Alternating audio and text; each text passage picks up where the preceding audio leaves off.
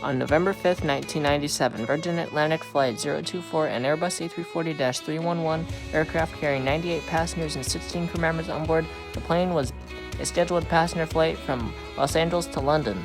The plane had a landing gear malfunction. One of its main landing gears failed to deploy.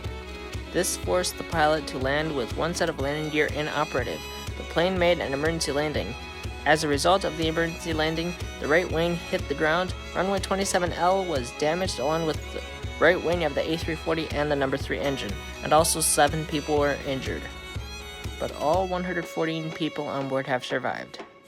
Cause: emergency landing after left main landing gear failed to deploy. Goodbye.